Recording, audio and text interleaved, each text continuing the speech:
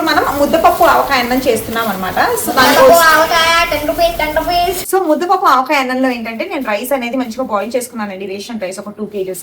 దీంట్లో ఏంటి అంటే నేను పప్పు చేశాను, ఒక 2 kgs వరకు పప్పు చేశాను అనమాట. సో ఇలా పప్పు నీట్ గా కొంచెం పల్చగా, మరీ గట్టిగా కాకుండా ఇలా పల్చగా పప్పు చేసుకున్నాను. ఆవకాయని వేస్తున్నాను. సో మంచిగా కొత్త ఆవకాయ మంచిగా మిక్స్ చేద్దాం మనం. వేడి వేడిగా ముద్దపప్పు ఆవకాయ అన్నం సూపర్ ఉంటుంది. Eat it, no. Give to the people in need. Yes. ముద్దపప్పు ఆవకాయ అన్నం చేసాం కదండి, నీట్ గా మనం ప్యాక్ చేస్తున్నాం అనమాట.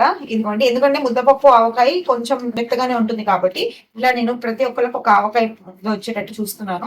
ఆల్మోస్ట్ 25 బాక్సెస్ అయిపోయాయండి, మేము మంచిగా చేసేసాం అనమాట. సో ఇప్పుడు వెళ్ళేసి డిస్ట్రిబ్యూషన్ కి ఇచ్చేస్తాము. నెక్స్ట్ టైం కూడా ఇంకేదైనా మంచి ఐటమ్ తో మీ ముందుకు వస్తాము. సో అంటే ఏది మీరు ప్రతిదీ ఏది చేసిన వీడియో కోసం చేస్తారు అనుకోకండి. బికాస్ ఏంటంటే అందరికి కూడా ఇన్స్పిరేషన్ గా ఉండాలి. ఇప్పుడు ఏదో ఒక చిన్న విషయంలో మనం ఇన్స్పైర్ అవుతాం కానీ నేను కూడా ఇలా చాలా మందిని చూసే ఇన్స్పైర్ అయ్యాను. సో మీకు కూడా ఏదైనా ఇన్స్పైర్ అవుతున్నట్టు, మీకు కూడా ఏదైనా మంచిగా అనిపిస్తే ప్లీజ్ మీరు కూడా ఏంటో మీకు తోచినంత, దేవుడు కూడా సంతోషిస్తాడు, మనందరం కూడా హ్యాపీగా ఉండొచ్చు, ఉన్న దాంట్లో హ్యాపీగా ఎంజాయ్ చేద్దాం. ఓకేనా?